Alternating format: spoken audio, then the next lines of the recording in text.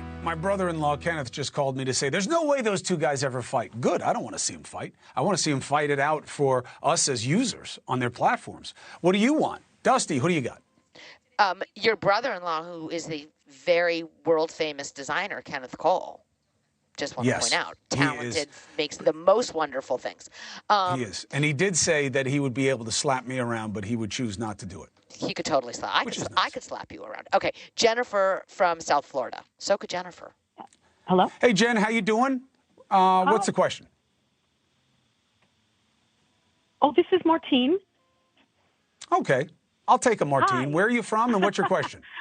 Hi, Chris. Yeah, no, I'm from Harrison.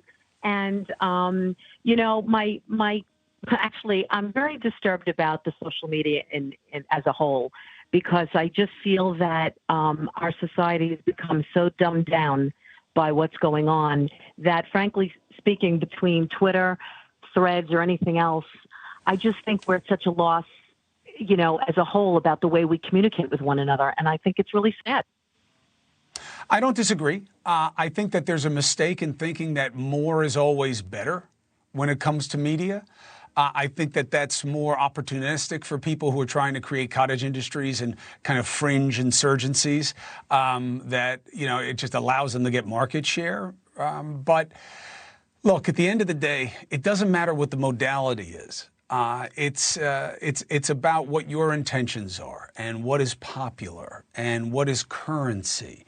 And, you know, the stocks, a pillory where people, you know, get their hands and their head in there. We all take pictures when we go on vacation with those things. You know, that started off as the first form of cancel culture. That wasn't always just a criminal punishment. It would be done by the townspeople for people that they didn't like as a function of gossip and things. So us hating on each other is not new.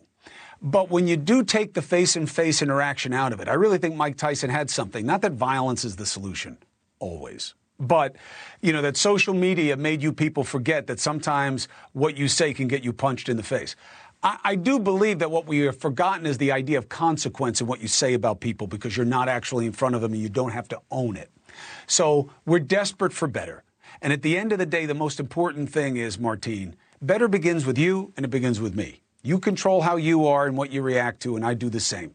That's all we got. You know what I mean? From there, it's up to everybody else. You can be upset about it, but be part of the solution as well. Next.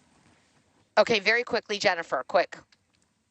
Jen, what's your question? I just wanted to ask Chris, you know, this doesn't have to do with Prigozhin right now, but it's the fact that I know the thought of, you know, if everyone brings Ukraine into NATO, that it could bring on World War II. A war against one is a war against all of us. I wanted to know Chris's opinion is that, you know, by not accepting Ukraine into World War II, it's empowering Putin to think that all of NATO is afraid of him, and that's going to empower him. I wanted to know Chris's thoughts. Hopefully, people are too clever for that.